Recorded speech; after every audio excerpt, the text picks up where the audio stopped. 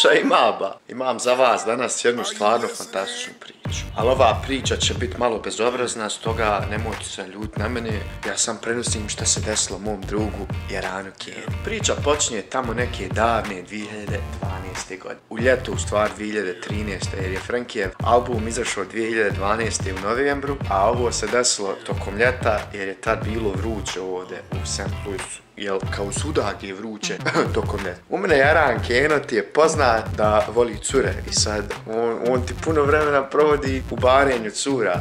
Ali je malo glup i ne može da skonta kad cure hoće neke stvari i kad neće. Stoga on ti ono ko hijena. U klubu kad ga vidiš, samo ga vidiš stoji u ćošku. To je sigurno veliki razlog što danas nema djevojke. Ali ne možeš reći da čovjek nije uspješan. Prevari na prvi put pa ono zna šta će. Jebi ga, desi se. Treba i to znat. Ako ne pokuša neće nikad saznat ništa. Ja. I šta će bit to ljeto? Priča ti on meni. Ustao ti ja ujutru i napravio sebi kaficu. I šaltam ti ja po internetu, tražim neke priče, sportske novosti. Gledam Džijeku ga opet zabio. Ju, ljubi majka. I kako je on valja to šalto, kaže došla mu poruka na telefon od cure. Nisu se slike slale kroz telefon, već se slalo na Facebook. I sad došla mu proklamu cura, to ode na Facebook da provjeri zna. I on ti otišao, kaže, tamo ništa, gledam ti, ja otvorim Facebook, čekujem neku glupost kad mi ona poslala neke slike, zna. Kaže, joj Vahana, kako dobre slike bile. Rekao, aj super, daj bilo, priča, znaš, no ja...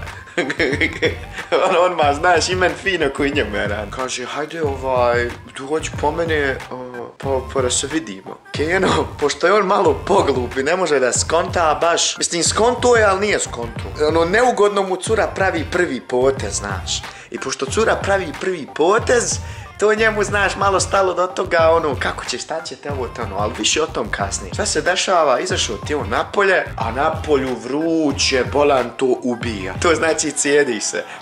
To kad izađeš, to se moraš peškirom obrisat, otići unutra, ponovo istuširat se, peškirom opet i onda će biti sve normalno. Možda. To dok upališ klimu, moraš se u kuću vratiti, znaš da se opet istuširaš. I ništa očeo te on po njemu. On ti je slušao Frankijev, znaš, CD, a on ti Frankija obožava. On što Frankija voli. Niko Frankija na svijetu ne voli ko Keno. I šta će se desiti? I on te je došao kod nje kući i svirne, znaš, i ona ti izlazi, sjela u auto, znaš, vidi se na njoj, ono, cura već pod utiskom vremena, ono, znaš, i njoj vruće. Došli oni kući, kaže, Vaha, ništa ja, fino, gentleman, cool, sve. Sjela ona tu na kauč, kaže ona njemu, pa, šta ćemo? A ona ono, kaže, pa, ne znam, jesi li gladna? Jesi li žerna? Kaže ona, eto nisam. Kaže, a gdje ti je soba? Da ti vidim sobu. I odvede ti on naš Keno u nju, ogroman poster Frankija na zidu, pusti on Trojanac, znaš. Znači, lik je bio opsjednut sa tim CD-om. I kako su oni sjedili, znaš, kaže, na krevetu, kaže, ništa Vaha, mi sjedimo, pa hoćemo li šta, znaš. A njemu neugodno, znaš, kaže, Vaha, ja ne znam šta da uradim, ono, nisam nikad, hoću li neću, ne znam, hoće li to ako šta uradim. Kad hop, ona njemu ruku, znaš, na nam. Kaže, da vidim tu, kakav je krevet, znaš, sa te strane. Kaže, ja se sav unje zgodio, Vaha, ne znam, sad pustim ja nju da radi, znaš šta ona hoće. Kaže, hop, ona me skrenula gaće. Kaže, ona me skrenula gaće. Rekao, super je to, brate, ono, a meni dalje fino, znaš, sad će nešto Keno izval. Pa ništa, skrenula me gaće i kaže, šta misliš da ja nešto dole, znaš? Pa dobro, ako hoće. I ona je njemu počela nešto rad, da ne pričam sad šta. Kaže ona njemu, hajde da probamo nešto drugo, znaš. Kaže, Vaha, ja se izgubio sad, meni je fino bilo dok je ona radila neke stvari. Prije nego što je ona sjela na njega, ona njemu valjda rekla, a te molim te polako, nisam odavno bohćena, znaš puno. Kako je ona sjela? Ona Vaha ludi, kaže, ona Vaha ludi, ona ne zna šta će od sebe. Ona govori, a nemoj tako, molim te, sporije. Ko Bube Korelija pjesma. Sporije, nemoj tako jako. Kaže, Vaha, a meni nešto neugodno. Znam da nisam toliki dole, kaže, Vaha, dragi.